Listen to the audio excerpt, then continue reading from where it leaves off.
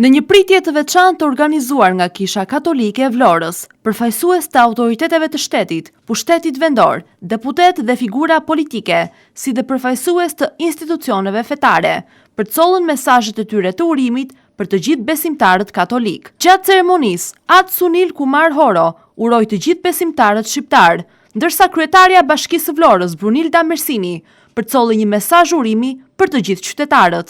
Për gjithë besimtarët dhe për gjithë shqiptarët, që kjo festë, që është një festë e gëzueshme dhe që ngjall besim, t'ju fali shqiptarëve dashuri, paqe dhe begati në çdo familje. Deputetja e qarkut Vlorë, Briseida Çakëri, përcolli gjithashtu urimet e saj në këtë festë të shenjtë. Gëzuar Pashkët katolike për të gjithë besimtarët katolik, paqe, begati dhe mirësi në familjet tuaja, gëzuar. Të pranishëm edhe përfaqësues të institucioneve fetare, të cilët ndan mesazhe të ngrohta për paqe dhe bashkim. Krishti u ngjall, vërtet u ngjall. Gëzuar Pashkët. Krishti në ditën e 8 pas ngjalljes, kur u shfaq apostujve në dhomë, u tha paqe mbi ju. Edhe sa e rëndësishme është kjo fjalë për të gjithë ne. Sa shumë nevojë kemi për këtë paqe. Po nuk u tha vetëm për këtë, po u tha shkoni dhe predikoni. Përhapni fjalën e mirë dhe ata që të besojnë të pagëzohen dhe të zbatojnë porositë e mia dhe unë do të jem gjithë ditët e jetës me ta.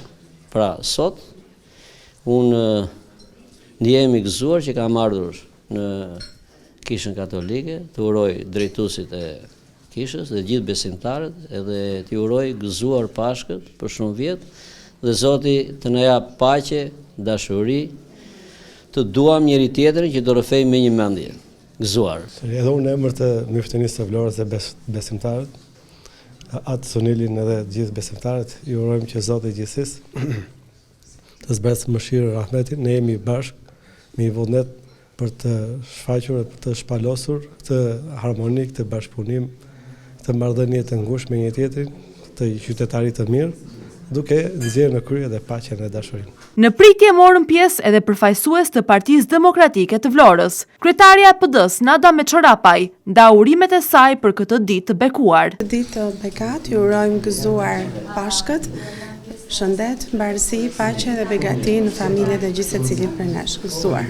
E pranishme në pritje ishte edhe prefektja e qarkut të Vlorës, Evi Sallushi, e cila gjithashtu përshëndeti besimtarët dhe përcolli urimet e saj. Këtë ditë të feste dëshiroj të uroj të gjithë besimtarët katolik, gëzuar Pashkët, paqe në zemër, dashuri në familje dhe shpresë për të ardhmen. Qoftë kjo dita e Pashkës katolike, një fillim i ri, plot harmoni dhe begati për gjithë besimtarët katolik, gëzuar. Kjo ngjarje nënvizon bashkëpunimin dhe respektin ndërmjet autoriteteve civile dhe institucioneve fetare në këtë ditë të bekuar.